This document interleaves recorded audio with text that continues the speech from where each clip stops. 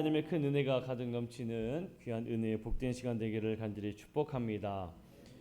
다니엘에 대해서 지난 시간 함께 나누었어요. 그리고 다니엘이 왕족 아니면 귀족이다라는 이야기를 나누었고, 그리고 다니엘이 있으면서 그곳에서 하나님의 말씀을 열심히 공부하면서 하나님께서 왜 우리에게 이런 고난을 주셨는지 깨닫게 됐던 또 그러한 말씀들도 나누었습니다.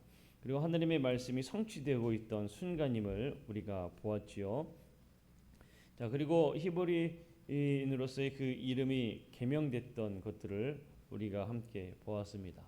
자, 여기서 조금 이제 더 나아가서 보고자 해요. 지난번에도 다니엘이 이렇게 고통을 받고 고난을 받았던 그 이유 중에 이것 또한 하나님의 뜻이다라는 걸 우리가 나누었죠. 우리의 고통 가운데 있어도 그것이 주님 왜 이러한 고통이 나에게 옵니까? 라고 이제 원망보다도 이 또한 하나님께서 나를 사랑하시는 하나님의 뜻이 내게 지금 이루어지는구나 라는 것을 우리가 깨달아야 된다고 나누었습니다.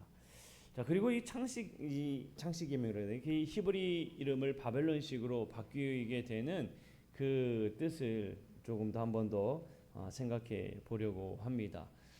이들의 이름이 바뀌게 됐지요. 화면에도 띄어 있지만 다니엘은 하나님은 나의 심판이시다라는 의미인데 바벨론식으로 벨드사살이라는 이름으로 바뀝니다. 바알의 은총을 베푸는 자. 다니엘의 입장에서는 상당히 치욕스러운 이 이름입니다. 왜냐하면 하나님은 나의 심판이시다. 이 하나님이 주체가 되는데 벨드사살이라는 이름으로 바뀌면서 주체가 지금 누구로 바뀝니까? 바알로 바뀌고 있어요. 그럼 다니엘 입장에서는 상당히 마음 아픈 일이지요. 하나냐 여호와께 사랑받는 자인데 사드락이라는 이름으로 바뀝니다. 태양신에 의해 조명을 받는 자. 자, 그리고 미사엘 하느님과 같은 자 누구냐라는 이름의 뜻인데 메삭 그는 이스탈이다라는 이름이에요. 자, 여기서 이스탈이라고 되어 있는데 이 이스탈은 바벨론이 섬기는 신의 이름 중에 하나입니다. 그러니까 이방 신의 이름을 또 들어가게 되는 거죠. 아사랴 여호와는 나의 도움이시다. 이게 아벳느고 지혜의 신의 노예 이렇게 바뀝니다. 그러니까 이 이름의 의미들을 보게 되면 이스라엘 백성이라는 정체성이 이름이 바뀌면서 완전히 그 정체성을 잃어버리게 만들었구나라는 것을 알 수가 있어요. 자, 근데 중요한 건 여기에 있습니다. 뭐에 있느냐? 아무리 이름이 바뀌었다 할지라도 그 주체된 사람의 본질은 변하지 않는다는 겁니다. 변하지 않는다. 또한 변하려고 해서도 안 되고 변하지 않으려고 노력해야 된다라는 것을 우리가 기억해야 합니다. 이 다니엘과 세 친구가 바벨론에 가서 다니엘, 하나냐, 미사엘, 아사랴로 불러진 게 아니고 벨드사살, 사드락, 메삭, 아벳느고라는 이름으로 계속 불려집니다. 특별히 재미있는 건 다니엘서에서는 다른 친구들은 사드락, 메삭, 아벳느고라는 이름으로 명칭이 되는데 다니엘만이 계속 다니엘이라는 이름으로 명칭이 되어 있어요. 어쨌든 이들의 삶을 이따가도 나누겠지만 그들의 정체성은 변하지 않았다는 거예요. 여러분 우리가 일제 강점기 때 그 아픈 기억이 있어서 창씨개명을 한다고 해서 우리가 일본인이 된 게 아니잖아요. 제 이름이 예를 들어서 제 이름 남성현이라는 이름이 일본식 이름으로 어떻게 되는지는 모르겠습니다만 대충 그냥 제가 지을게요. 나카무라라고 지어봅시다. 나카무라 남성현이 아니라 나카무라 이렇게 된다고 해서 제가 한국인이 아니고 일본인이 됩니까? 그거 아니잖아요. 네. 저는 변함없는 한국인인 거예요.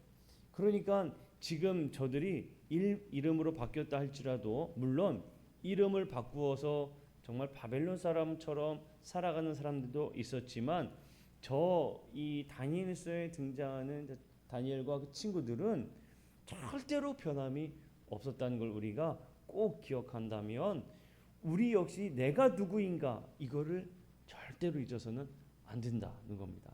내가 누구인가. 이 부분을 우리가 늘 기억하면서 나는 하나님의 자녀이다. 우리는 이것을 어딜 가든 어디에 있든 잊어서는 안 된다는 사실을 여러분 꼭 기억하시기를 바랍니다. 때때로 이거를 잊어버리는 분들이 계세요. 나가서는 잠시 내가 그리스도인이라는 것을 내려놓고 그리스도인 아닌 것처럼 살아가는 경우들이 있습니다. 우리는 늘 어디에 있든 그 자리가 무엇이든 나는 그리스도인이다라는 것을 당당히 나타내며 살아갈 수 있어야 한다는 거예요. 그 사실을 먼저 우리는 꼭 기억하고 잊지 말아야 된다는 겁니다. 자, 이어서 갑니다. 네 번째, 바벨론에서 하나님을 나타내었다는 거예요. 다니엘은 바벨론에서 하나님을 나타내었습니다. 여러분, 아브라함에게 하나님께서 복을 주실 때에 사실 이 아브라함을 통하여서 열방의 복의 통로가 되어지는 복을 사실 주셨잖아요. 그 이야기는 아브라함을 통해 아브라함의 자손들을 통해 세계의 주도적 민족이 누가 되어야 되느냐? 하나님의 백성들이 되어야 한다는 것을 하나님께서는 먼저 원하셨어요. 이스라엘 백성들을 통해서. 그러나 이스라엘 백성들이 계속적으로 불순종했죠. 우상을 섬겼습니다. 그로 인해서 국가의 통치권이 이제 이스라엘에서 바벨론으로 옮겨가게 된 거예요. 자, 이스라엘에서 바벨론으로 국가의 통치권이 옮겨간 순간부터 이스라엘에는 하나님이 통치하는 나라다라는 이 명칭이 사라지게 된 거예요. 하나님이라는 존재 또한 이제 잊혀지게 될 아주 위험한 순간이었던 겁니다. 그런데 하나님께서 이 다니엘을 통하여서 바벨론 왕궁에서 하나님의 존재를 드러내게 하셨다는 거예요. 바벨론을 통해서 하나님의 존재를 드러내게 하셨다.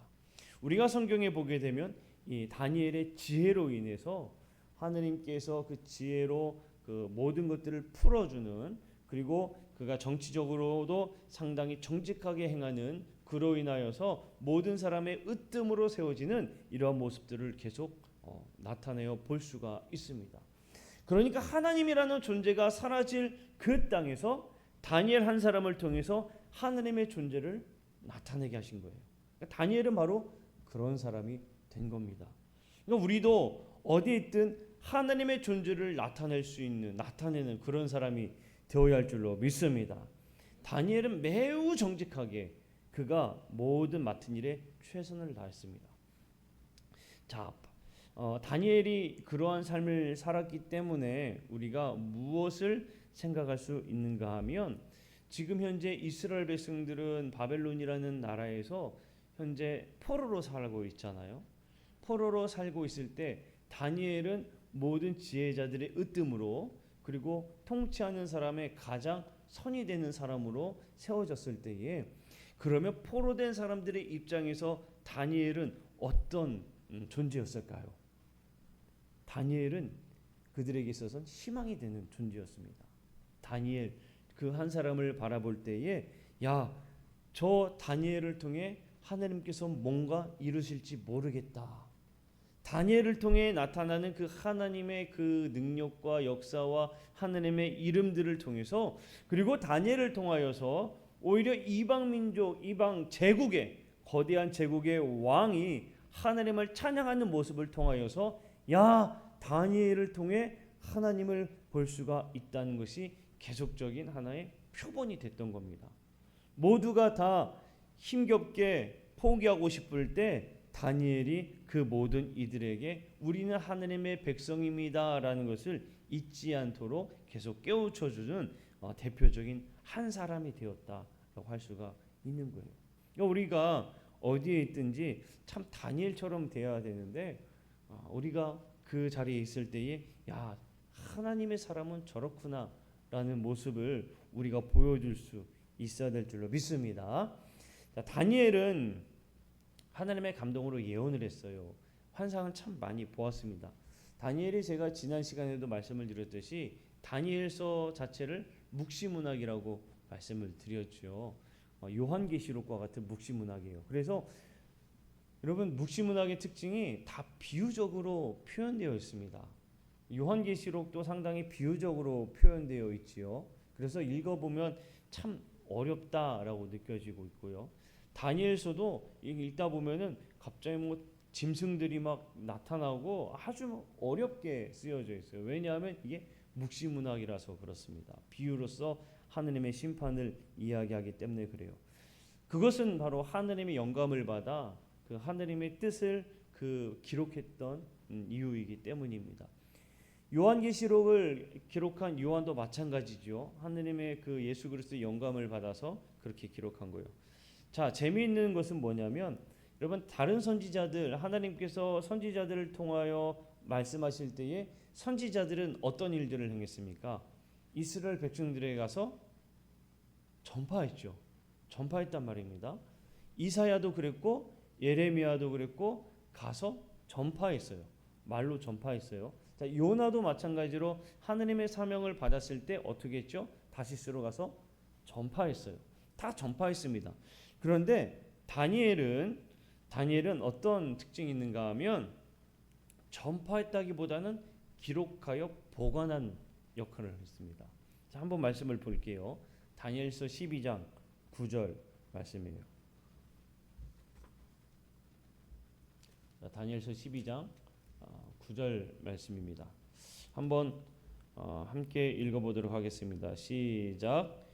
그가 이르되 다니엘아 갈지어다 이 말은 마지막 때까지 간수하고 봉함할 것임이니라. 아멘. 그 다음에 왜 제가 12장 9절이라고 썼을까요? 자, 어쨌든 읽어봅시다. 함께 읽어볼게요. 시작. 그가 이르되 다니엘아 갈지어다 이 말은 마지막 때까지 간수하고 봉함할 것임이니라. 아멘. 자, 계속 뭐라고 얘기합니까? 봉함하라, 간수해라 이렇게 이야기하고 있죠. 그러니까 다니엘의 그 특징은 그 받은 것을 전파한 것이 아니라 기록하여서 봉한 그런 특징을 가지고 있습니다. 이게 하나님께 받은 다니엘의 사명이었어요. 다니엘은 하나님께 받은 대로 그것을 전파하기보다는 이게 기록하여서 봉했다라는 이야기는 무슨 얘기냐면 하나님의 그 일들이 이루어진 것을 다니엘의 문서를 통해 확인하게 되는 거예요. 하나님의 이제 앞으로도 계속 다니엘을 통해서 하나님께서 예언하시는데 그 예언한 일들이 이미 다니엘에게 말씀하신 내용들이고 그것들이 이루어졌다는 것을 다니엘서 기록서를 통해 깨닫게 되는 겁니다. 그래서 하나님께서는 다니엘에게 감동을 주셔서 기록하도록 하셨고 그것을 봉하게 하셔서 하나님의 역사가 하나님의 말씀이 하나님의 예언이 어떻게 이루어지는가를 보도록 그리고 알도록 하게 하셨다는 것입니다. 다섯 번째 기적과 다니엘의 예언들이에요. 다니엘의 이야기를 보면 상당히 많은 이야기들이 나오기 때문에 그것들을 다 하나하나 우리가 보기는 어려워요. 그래서 몇 가지만 우리가 보고자 합니다. 첫 번째, 다니엘과 세 히브리 친구입니다. 하나냐, 미사엘, 아사리야, 사드락, 메삭, 아벤느고 이렇게 되어 있죠. 하나냐, 미사엘, 아사리야 이 세 친구와 함께 다니엘이 붙잡혔을 때에 무슨 일이 일어났었습니까? 느부갓네살 왕이 포로로 잡혀 있는 아이들 중에 뛰어난 아이들을 선별하여서 교육시키고 계속 이 바벨론의 문화를 흡수하여서 바벨론의 인재로 키우는 양성을 하도록 이렇게 명령을 내렸지요. 그래서 이 사람들에게는 특별히 특식이라고 이야기할 수 있을 거예요. 특별식을 그들에게 제공하도록 했습니다. 그 특별식이 뭐였는가 하면 왕이 먹는 진미, 왕이 먹는 그 음식을 그대로 섭취하도록 했어요. 왜냐하면 이 사람들은 나중에 이 바벨론을 위해서 일해야 할 인재들이니까 아파서도 안 되고 병나서도 안 되고 병약해서도 안 되는 거예요. 그러니까 최고의 음식을 계속 공급하고 대접했습니다. 그때 다니엘과 이 세 친구들이 그거를 거절했죠. 지난번에도 말씀드렸듯이 율법에 따라서 그들이 먹는 음식은 율법에 분명히 문제가 되기 때문에 그거를 거부했습니다. 그래서 이 환관장에게 열흘 동안 내기 아닌 내기를 하지 않습니까? 우리가 채소만 먹겠습니다. 대신 열흘 후에 누가 더 모습이 좋은지 한번 비교해 보십시오라고 해서 한번 그 시험에 들게 하잖아요. 자, 그랬더니 다니엘과 이 세 친구들이 더 윤택하게 되는 참 신기한 일이 벌어졌어요. 그래서 이 환관장이 인정할게 하고 너희들에게는 너희들이 원하는 음식만 주겠다 해서 왕이 명령한 그 산의 진미 이것은 주지 않고 다른 것들만 주게 됩니다. 조금 추우시지 않을까요? 그죠? 온도를 좀 올릴게요. 해가 떨어져서 기온이 막 떨어지네요. 자, 이어서 이제 볼게요. 그 가운데에 하나님께서 그들에게 어떠한 은혜로 임하게 하셨는가를 우리 한번 봅시다. 다니엘서 1장 17절 말씀이에요. 자, 화면을 띄워주시고 보겠습니다. 읽어볼게요. 시작. 하나님이 이 네 소년에게 학문을 주시고 모든 서적을 깨닫게 하시고 지혜를 주셨으니 다니엘은 또 모든 환상과 꿈을 깨달아 알더라. 자, 그리고 또 봅시다. 1장 20절도 볼게요. 시작. 왕이 그들에게 모든 일을 묻는 중에 그 지혜와 총명이 온 나라 박수와 술객보다 10배나 나은 줄을 아니라. 보세요. 이 다니엘과 세 친구들이 먹는 거는 사실 기본적인 거 아닙니까? 그런데 그 기본적인 것부터 이들이 그 말씀 안에서 서 있으려고 노력했을 때에 하나님께서 이들에게 주신 그 놀라운 은혜가 뭐냐면 가장 필요한 것들을 그들에게 공급해 주셨습니다. 뭡니까? 지금 그들을 다 지혜를 주셨다는 거죠. 지혜를 주셨어요. 자, 다니엘과 그 친구들이 음식을 먹으면서 이 바벨론의 학문들을 배운 이유는 다름이 아니라 그 바벨론의 통치자로서 잘 세워지기 위한 지식 습득, 지혜로운 사람 이런 것들이 되기 위해서 공부했잖아요. 근데 하나님 말씀에 그들이 바로 서려고 가장 기본적인 것부터 노력했을 때에 하나님께서는 그 가운데 가장 필요한 것을 공급해 주셨어요. 그리고 그 공급된 그 은혜가 누구에게까지 나타났는가 하면 왕이 볼 때에 다른 이들보다 10배나, 그러니까 이건 비교가 되지 않는 겁니다. 여러분, 사실 10배라고 이야기하면 말이 10배지 이거는 비교가 되지 않는다는 이야기예요. 그러니까 하나님께서 그들에게 놀라운 은혜를 주셔서 그들이 바벨론의 포로로 붙잡혀 와 있었지만 아주 빛되게 반짝하게 빛이 나는 사람으로 서 있도록 해주셨다는 겁니다. 하나님께서는 이렇게 가장 기본적인 것을 우리가 노력할 때 은혜를 가장 필요한 것들로 공급해 주시는구나라는 것을 통해서 깨닫게 되죠. 자, 두 번째, 느부갓네살의 꿈에 대한 해석입니다. 자, 느부갓네살이 꿈을 꾸었어요. 근데 그 꿈의 내용이 이따가도 보겠지만 이방인들의 그 제국들의 역사적인 때가 어떻게 이루어질 거에 대한 아주 일목요연한 그 과정을 하느님께서 느부갓네살 왕의 꿈을 통해서 보여주셨습니다. 그런데 느부갓네살 왕이 그 꿈을 꾸고 난 다음에 두려움에 떨었죠. 그 꿈의 내용을 알고 싶어 했어요.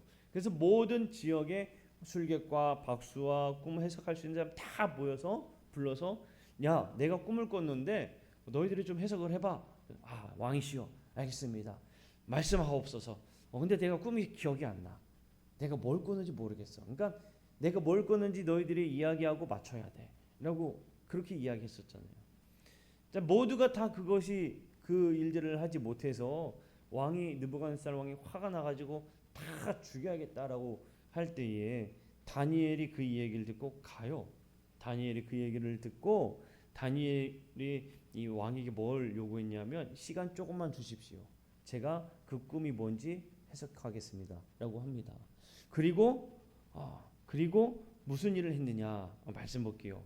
다니엘서 2장 17, 18절 말씀인데 한번 읽어봅시다. 시작. 이에 다니엘이 자기 집으로 돌아가서 그 친구 하나냐와 미사엘과 아사랴에게 그 일을 알리고 하늘에 계신 하나님이 이 은밀한 일에 대하여 불쌍히 여기사 다니엘과 친구들이 바벨론의 다른 지혜자들과 함께 죽임을 당하지 않게 하시기를 그들로 하여금 구하게 하니라. 아멘. 자, 다니엘이 왕에게 가서 이야기하고 난 다음에 친구들에게 찾아갔어요. 그리고 뭐 했습니까? 뭐 했어요? 중보기도를 부탁했잖아요. 중보기도. 그 세 친구에게 가가지고 하나냐 미사엘 아사랴에게 가서 구하게 너희들도 이렇게 구해라, 기도해라라고 이야기했잖아요. 그러니까 다니엘은 어떤 사람이냐면 기도하는 사람입니다. 우리가 이 오늘 말씀을 또 보면 나오지만 다니엘은 어떤 사람이냐? 기도하는 사람이에요. 그리고 그 기도를 또 부탁할 정도로 기도하는 사람이었습니다.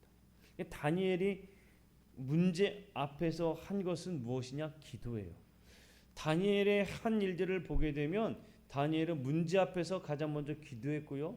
문제가 발생했을 때에 기도를 하지 못할 상황에서도 엎드려 기도했습니다. 그는 항상 기도했던 사람이에요. 그 기도가 다니엘의 그 입술을 통하여 하느님이 느부갓네살 왕의 그 꿈을 해석하도록 해 주셨죠. 그래서 다니엘을 통해 하나님의 능력이 나타나도록 하셨습니다. 하나님은 다니엘에게 기도한 다니엘에게 응답하셨고 한밤중에 그 환상으로 또 그 꿈의 의미를 다니엘에게 보여주셨어요. 그 그림을 보시면은 우리가 지난 시간에도 보았지만 어떠한 그림인지 지난 시간에도 우리가 봤었습니다. 머리는 금이요, 뭐 가슴은 은이요, 몸은 동이고 발은 이제 철로 되어 있고 발은 흙으로 되어 있던. 근데 갑자기 하나의 돌멩이가 와가지고 그걸 다 무너뜨리는 이런 꿈을 꾸었고 그것이 무엇인지 해석을 해주죠. 그게 바벨론, 그 다음에 바사 제국, 메데 제국, 그 다음 로마 제국 이런 식으로 쭉 이어집니다. 이것을 이야기를 해주는 내용이에요. 그래서 다니엘이 그 꿈을 듣고 그것에 대해서 느부갓네살에게 이야기해 줍니다. 그 이야기는 무슨 이야기냐? 바로 앞으로 일어날 일이에요. 한번 말씀을 볼게요.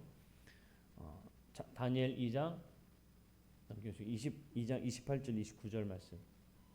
제가 이걸로 보았나요? 다니엘 2장 28절 29절은 제가 안 넣어놨나요? 네. 자, 28절부터 볼게요. 시작. 오직 은밀한 것을 나타내실 이는 하늘에 계신 하나님이시라. 그가 느부갓네살 왕에게 후일에 될 일을 알게 하셨나이다. 왕의 꿈 곧 왕이 침상에서 머릿속으로 받은 환상은 이러하니이다. 왕에게 후일에 될 일, 앞으로 될 일을 얘기하는 거죠. 자, 다음 절 봅니다. 시작. 왕이여, 왕이 침상에서 장래일을 생각하실 때에 은밀한 것을 나타내신 이가 장래일을 왕에게 알게 하셨사오며. 자, 다니엘이 결국에 느부갓네살 왕에게 이야기해 준 건 뭡니까? 장래일이에요. 장래일. 그 꿈의 의미는 앞으로 일어날 일입니다라는 것을 이제 해석하게 됩니다. 그리고 이 꿈의 의미가 다니엘서에 보게 되면 계속적으로 또 다른 환상으로 다니엘을 통해 하나님께서 보여주시고 그 일들이 이루어진다라는 것을 계속 보여주게 되죠. 손대지 아니한 돌이 산에서 나오는데 그 때가 바로 예수 그리스도를 의미하는 이야기였습니다. 그래서 다니엘의 이 이야기는 결국에 예수 그리스도의 때가 올 것이라는 것을 말해줍니다. 그 모든 세대는 무너지게 될 것입니다라는 것을 강하게 말하는 거예요. 다음으로 다니엘의 환상이에요. 다니엘도 똑같이 바로 환상을 보게 되는데 그 환상이 바로 이 느부갓네살 왕이 꾸었던 꿈과 비슷한 내용들을 다니엘도 역시 보게 됩니다. 다니엘 7장에 보게 되면 그 짐승들이 등장하게 돼요. 그 꿈의 그 그림들을 보게 되면 그 의미가 똑같습니다. 사자, 곰, 표범, 사나운 짐승, 작은 뿔, 그리고 마지막에 심판에 대해서 이야기하는데 느부갓네살 왕이 꾸었던 그 역사적 순서와 똑같이 이루어가게 될 것을 한 번 더 다니엘을 통하여서 보여주고 있는 거예요.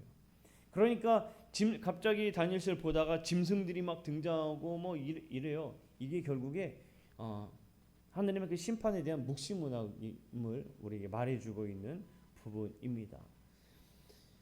결국에 이 이야기들은 뭘까요? 하느님의 역사는, 하느님께의 뜻은 반드시 이루어진다는 것을 말해주고 있는 거예요. 자, 그리고 다니엘이 왕의 나무 환상을 또 해석하게 되는데, 다니엘 4장을 보게 되면 느부갓네살 왕이 어떠한 삶을 살 것인가에 대해서 이야기를 합니다.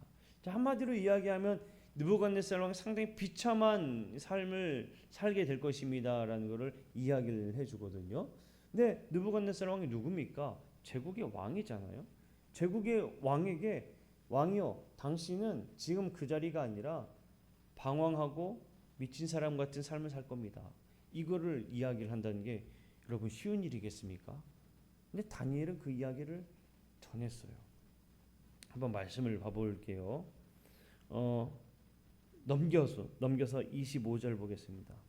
4장 25절 시작. 왕이 사람에게서 쫓겨나서 들짐승과 함께 살며 소처럼 풀을 먹으며 하늘 이슬에 젖을 것이요 이와 같이 7대를 지낼 것이라. 그때에 지극히 높으신 이가 사람의 나라를 다스리시며 자기의 뜻대로 그것을 누구에게든지 주시는 줄을 아시리이다. 자, 누가 얘기하는 거예요? 다니엘이 느부갓네살 왕에게 이야기해 주는 겁니다. 자, 그 다음에 또 4장 32절 말씀인데 볼게요. 시작. 네가 사람에게서 쫓겨나서 들짐승과 함께 살면서 소처럼 풀을 먹을 것이요 이와 같이 7대를 지내서 지극히 높으신 이가 사람의 나라를 다스리시며 자기의 뜻대로 그것을 누구에게든지 주시는 줄을 알기까지 이르리라 하더라. 이게 이제 느부갓네살이 고백하는 겁니다. 이러한 고백과 함께 마지막으로 어떤 고백을 합니까? 37절에 지난 시간에도 우리가 느부갓네살 할 때 봤어요. 읽어볼게요. 시작. 그러므로 지금 나 느부갓네살은 하늘의 왕을 찬양하며 경배하노니 그의 일이 다 진실하고 그의 행하심이 의로우심으로 교만하게 행하는 자를 그가 능히 낮추심이라. 다니엘은 이 하느님의 주신 이야기를 그대로 전했어요. 근데 이 이야기를 느부갓네살은 들었어요. 근데 이 다니엘이 이러한 이야기들, 환상과 느부갓네살에게 주는 그 이야기의 의미는 결국에 여러분 무엇을 말하고 있는가 하면 이 세상의 주권자는 하나님 되십니다라는 걸 말하는 거예요. 아무리 거대한 제국이라 할지라도 결국에 그 모든 제국들은 무너지게 되어 있습니다. 이 세상의 주권자 되시는 분은 하나님이십니다. 이거를 느부갓네살에게 예언을 장례일로 통해서 보여주셨고 이야기했고, 또 느부갓네살 왕이 그 삶을 통하여서 이 세상의 주권자는 하나님이시구나. 결국에 이 죄된 모든 제국도 멸망하게 되는구나라는 걸 깨닫게 해줍니다. 다니엘이 바로 그 일을 보여주고 있어요. 그 다음에 벨사살과 벽 위에 쓰인 글자예요. 느부갓네살의 손자인 벨사살이 이제 왕이 되었을 때입니다. 왕이 되었을 때에 무슨 일이 일어나는가 하면 느부갓네살이 예루살렘을 무너뜨리고 그 성전에서 가지고 온 금그릇, 은그릇 등을 다 가져와서 그걸로 어디에 쓰느냐? 마시고 먹어라, 부어라, 마셔라. 그때 써요. 야, 가져와. 그 예루살렘 성전에서 가져온 좋은 금그릇, 은그릇, 온갖 그릇들 다 가져와라. 우리가 여기에다가 부어서 먹자. 그렇게 했습니다. 그때에 그 왕궁 때 맞은편 석회벽에 글자가 하나, 손가락이 탁 나와가지고 글자를 쓰죠. 슉슉슉슉슉 씁니다. 그게 바로 메네 데겔 우바르신이라는 글자가 쓰여지는 거예요. 그러니까 그게 그 모습을 보고 이 벨사살이 아주 기겁을 하죠. 상당히 두려움에 떱니다. 갑자기 그렇게 막 마셔라 하고 할 때 메네 데겔 우바르신이라는 글자가 딱 쓰여져요. 저게 도대체 무슨 뜻이냐 고민할 때에 누군가가 이야기를 해줘요. 뭘 이야기해 주냐? 다니엘에 대해서 이야기해 줍니다. 그래서 다니엘이 와서 그 이름의 뜻에 대해서 이야기해 줘요. 메네는 수를 세다. 그리고 대겔은 저울로 달아보다. 우는 접속사고 바르시는 나누다라는 뜻이에요. 세어보았고 달아보아서 이제 나누게 될 것이다. 이런 의미를 이제 가지고 있죠. 결국에 이 너의 때를 세워 보았고 달아 보아서 너의 때는 이제 끝났어라는 것을 예언하고 있는 겁니다. 여기 잠깐 말씀을 드리면 다니엘이요 섬긴 왕들이 상당히 많이 있습니다. 자, 느부갓네살 왕을 섬겼죠. 그리고 지금 벨사살 왕이 등장해요. 그 다음에 또 다니엘이 그 다음 우리가 함께 나눌 사자굴에 던져지는 이야기가 나오거든요. 사자굴에 던져지는 때의 왕이 누구냐? 다리오 왕입니다. 다리오 왕. 그리고 마지막으로 이 누구를 또 섬겼느냐? 고레스 왕을 섬겨요. 그러니까 지금 상당히 오랫동안 섬겼던 걸 알 수가 있죠. 다니엘은 이 바벨론으로 포로로 잡혀와서 72년이라는 시간 동안 포로 생활 그대로 합니다. 72년이라는 세월 동안 그 왕들을 다 접했고 그 왕들이 다 지혜의 사람 누구냐? 다니엘이 그래 다니엘 좀 불러와라. 그 역할을 했던 사람이에요. 자, 이어서 볼게요. 다니엘. 자, 이 이야기 아까 말씀드린 대로 이 다리오 왕 때에 발생한 일입니다. 그때도 여러분들도 잘 알겠지만 기도하지 말라고 다니엘이 상당히 잘하니까 다니엘의 다른 경쟁자들이 어떻게 하면 저 다니엘을 끌어내릴까 연구해가지고 함정을 팠잖아요. 기도하지 못하도록 함정을 팠는데 다니엘은 그럼에도 불구하고 기도했습니다. 항상 하던 대로. 그래서 다니엘이 항상 하던 대로 기도한 것 때문에 기도했다는 죄 때문에 사자굴에 던져지지 않습니까? 그런데 사자굴에 던져졌을 때 다니엘은 아무 문제 없었죠. 그 사건이 등장하는 거예요. 여기에서도 마찬가지로 다니엘의 이 일이 일어난 이유가 뭡니까? 다니엘이 기도했기 때문에 그렇습니다. 그 다음에 다니엘의 이제 앞으로 또 장래 미래의 이야기를 하는데 그 일이 일어날 때에도 어떤 현상이 일어나는가 하냐면 다니엘이 기도할 때에 새 이래 만에 그 응답이 되어지는 그 일이 일어나죠. 다니엘아 네가 기도할 때에 환란 가운데 네가 기도할 때에 이미 그 응답이 내려가고 있었는데 바사 왕이 그것을 막고 있었다. 그래서 미가엘이 와서 도와줘서 그것을 이제 너에게 전한다. 이런 내용의 말씀이 등장하게 됩니다. 자, 여기에서도 마찬가지로 다니엘은 뭐한 것을 보여주는가 하냐면 기도한 것을 보여주고 있어요. 그러니까 다니엘은 우리가 지난 시간에는 말씀을 사모하면서 말씀을 정말 열심히 연구하는 사람이구나라는 것을 보았다면 오늘 우리가 뭘 보는가 하면 다니엘은 기도하는 사람이구나라는 것을 보게 됩니다. 자, 성경에서 다니엘에 관해서 어떻게 말하고 있는가를 보게 되며 신약 성경에서 다니엘에 관해 어떻게 말하느냐. 첫 번째로 자, 예수님이 마태복음 24장 15절에서 다니엘에 대해 말씀을 하십니다. 그냥 간단하게 좀 넘어갈게요. 시간이 많이 지나서. 자, 마태복음 24장 15절 말씀에 보게 되면 노란 글씨에 뭐라고 쓰여져 있어요? 가증한 것이라고 쓰여 있죠. 근데 이 표현이 다니엘서에도 그대로 등장을 해요. 넘겨주세요. 자, 다니엘서 9장 27절에서도 말씀 가운데 가증한 것이라는 말씀이 나오고요. 그 다음에 다니엘서 11장 31절 말씀에서도 가증한 것 이런 말씀이 등장합니다. 자, 예수님께서 말씀하신 가증한 것, 다니엘이 말한 멸망의 가증한 것이 거룩한 곳에 선 것을 보거든. 이 이야기는 무엇이냐면 가증한 예루살렘이 멸망했을 때 그 거룩한 곳이 하느님의 제단이에요. 하느님의 제단에 가증한 것이 섰다는 것은 무엇이 섰느냐? 바로 우상이 섰다는 것을 말해주고 있는 겁니다. 그러니까 예수님께서는 우상이 섰던 거룩한 곳 위에 우상이 서는 그런 모습들을 다니엘서의 말씀을 통해 인용해서 전하고 있다는 것을 말해주고 있어요. 두 번째로 바울은 데살로니가후서 2장 3절에서 죄의 사람에 대해서 설명을 합니다. 죄의 사람에 대해서. 데살로니가후서 2장 3절을 보게 되면 누가 어떻게 하여도 너희가 미혹되지 말라. 먼저 배교하는 일이 있고 저 불법의 사람 곧 멸망의 아들이 나타나기 전에는 그날이 이르지 아니하리라. 이런 말씀을 하고 있어요. 멸망의 때 이전에 죄의 사람에 대해서 설명합니다. 배교하는 사람, 멸망의 아들이라는 표현을 쓰고 있어요. 다니엘서에 보게 되면 이게 비유로 이야기하는 거예요. 뿔에 대한 이야기를 합니다.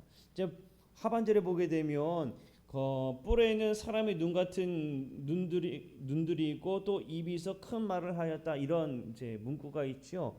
이거 비유로 이야기하고 있는 건데 사람의 교만, 오만 이런 것들을 함축하여서 이야기하는 겁니다. 결국에 죄된 사람을 말하고 있는 거예요. 똑같이 다니엘은 아까 전에도 말씀드렸듯이 멸망의 때가 오기 전에 악한 죄인들의 모습들이 어떠한가 나타나고 그들이 멸망의 때 반드시 멸하게 된다, 심판을 받는다는 것을 분명히 언급합니다. 근데 이러한 비슷한 내용을 활용해서 이 바울도 데살로니가 후서 2장 3절에서 말해주고 있다는 거예요. 자, 세 번째 히브리서 11장 33절에서도 나오고 히브리서 11장 34절에서도 그 말씀이 나옵니다. 무슨 말씀이 나오느냐? 바로 다니엘에 대한 이야기를 언급을 해요. 히브리서 11장에 대해서는 믿음의 사람들에 대한 이야기거든요. 그러니까 믿음의 사람들을 어떤 사람들이냐? 다니엘과 그 세 친구와 같은 사람들이다는 것을 언급해요. 자, 제가 노란 글씨에 쓰면 사자들의 입을 막기도 했다. 누가 떠오르는 말씀이죠? 다니엘이죠. 다니엘이에요. 자, 그 다음에 34절 말씀 넘겨주시고 거기에도 보면은 불의 세력을 멸하기도 하였다. 그 이야기는 누굽니까? 사드락 메삭 아벳느고가 풀불에 던져졌을 때 이야기를 떠오르게 합니다. 이렇게 신약 성경에서도 다니엘의 이야기 그리고 다니엘의 믿음에 대해서 언급하면서 그 신약 성경에 인용되었던 것을 보게 됩니다. 자, 이번 주에 배울 수 있는 교훈을 이제 봅니다. 자, 다니엘의 이 오늘의 이야기를 보게 되면 결국에 다니엘에서 이야기하는 것은 뭐냐면 다니엘이 계속적으로 환상 가운데 그거를 설명하고 해석해 주었어요. 그 해석의 내용들은 무엇이냐? 앞으로 일어날 제국들이 있을 것이고 그 제국들은 결국에 멸망하게 됩니다. 그리고 이 세상의 주권자는 오직 하나님이십니다. 자, 다니엘이 그 이야기를 보여주었습니다. 다니엘서를 통해서 말하고 있는 묵시문학이라고 말씀드렸잖아요. 요한계시록도 계속적으로 심판에 대해 말씀하고 있고 다니엘도 심판에 대해 말씀하고 있는데 그 심판의 끝을 여러분 우리가 볼 수 있어야 돼요. 사실 심판이니까 두려운 이야기가 아니라 하나님 나라는 반드시 임한다는 것을 소망으로 제시하는 거예요. 이게 묵시문학입니다. 그러니까 다니엘이 이야기하는 것은 심판이 있을 것이다, 심판이 있을 것이다, 심판이 있을 것이다, 이거를 본 게 아니라 하나님의 나라는 반드시 도래한다, 이거를 보라고 말해주는 거예요. 그리고 중요한 거 하나입니다. 다니엘에 있어서 다니엘은 어떤 사람이었느냐? 기도하는 사람이었다. 다니엘은 어려운 문제 앞에 있을 때에 같이 기도해 달라고 중보를 요청하며 자기 자신도 기도했던 그 사람임을 보여주고 있고, 기도할 수 없는 상황에서도 그는 목숨을 걸고 기도했던 모습을 보여주고 있고, 그리고 응답이 올 때까지 그는 온 힘을 다해서 기도하고 있는 모습을 다니엘서에서 우리에게 보여주고 있습니다. 이러한 다니엘의 모습을 통해서 여러분 우리가 다니엘이 이런저런 많은 이야기가 있지만 이 기도하는 다니엘의 모습을 여러분 꼭 기억하시기를, 또 그리고 여러분들이 본받기를 간절히 바랍니다. 다니엘처럼 우리도 마찬가지로 문제가 있다면 그 문제 앞에 내가 기도하고 또 같은 믿음의 동역자들이 있다면 이런 어려움이 있으니 같이 좀 기도해 달라고 요청하는 그러한 삶을 우리는 살 수 있어야 돼요. 아무리 기도할 수 없는 상황이 되어도 여러분 우리는 기도할 수 있어야 합니다. 그 가운데 기도하는 사람들이 되어야 합니다. 그때 하나님은 역사하시고 임하신다는 거예요. 우리가 기도할 때에 하나님께서는 그 가운데 놀라운 역사로 이루신 줄로 믿습니다. 제가 그냥 교육을 받고 왔으니까 좋은 강연을 듣고 왔으니까 잠깐 말씀을 드리면, 초대교회가 어떻게 부흥이 됐는가, 초대교회가 어떤 다름이 있었는가를 이야기할 때에 죄송합니다. 제가 막 기억나는 대로만 말씀을 드릴게요. 그 가운데 어떤 이야기가 있었는가 하면 그리스도인들은 같은데 다르다, 다른데 같다라는 이야기를 해요. 그러니까 그리스도인들은 딱 모여서 자기네들끼리만 아니고 사회와 연결이 되어 있어서 그 안에 융화되는 삶을 살아갔다고 그래요. 그런데 그 사람들이 하는 걸 왜 뭐가 다르냐? 예를 들어 장례를 하면, 장례가 있으면 그 장례에 대해서 다른 세상은 그 사후의 세계에 대해서 뭐 여러 가지 그들이 접하는 거 있겠지만 그리스도인들은 그들을 위해서 위로하고 기도하는 다름이 있더라는 거예요. 그러니까 장래의 사후 세계를 이야기하는 것 같은데 달라요. 그들을 위해서 위로하고 기도하는 장래 문화가 다른데 결국에는 같아요. 이런 것들이 이야기해 주더라고요. 그리고 통합이라고 이야기하는데 결국에 영성을 얘기하더라고요. 그런데 오늘 말씀을 가만 준비하면서 또 같이 접목해 생각해 볼 때, 여러분 우리가 기도하는 사람이 된다면 우리는 마찬가지로 영성 있는 사람이 되고, 영성 있는 사람이 되어질 때에 나 혼자만이 아니라 우리가 모두가 다 연결이 되어서 같은데 다르고 다른데 같은 그러한 우리의 삶이 될 줄로 믿습니다. 자, 오늘 우리 함께 오늘 집을 나서기 전 1절만 우리 함께 찬양하고, 하나님 우리도 다니엘처럼 기도하길 원합니다. 기도한 사람이 되길 원합니다.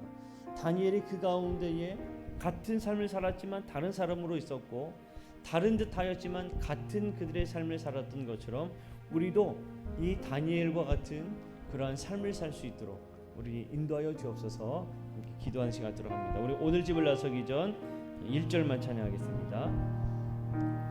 오늘 집을 나서기 전 기도했나요?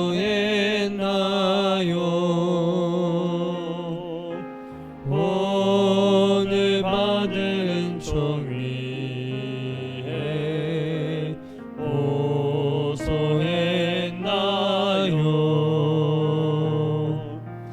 기도는 우리의 안식, 빛으로 인도하니 앞이 캄캄할 때 기도 잊지 마시오. 우리 한 번 더 오늘 집을 나서기 전 기도했나요? 오늘 집을 나서기 전 기도했나요? 오늘 받은 종위에 호소했나요?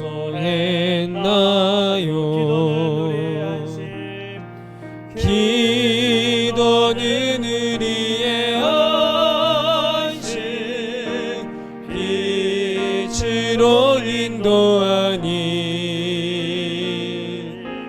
앞이 캄캄할 때 기도 잊지 마세요. 기도는 우리의 안식, 빛으로 인도하니 앞이 캄캄할 때 기도 잊지 마시오. 하나님, 우리가 어떤 어려움에 있어도 어떤 상황에 있어도 다니엘처럼 기도하는 삶을 살길 원합니다. 문제 앞에 우리가 하는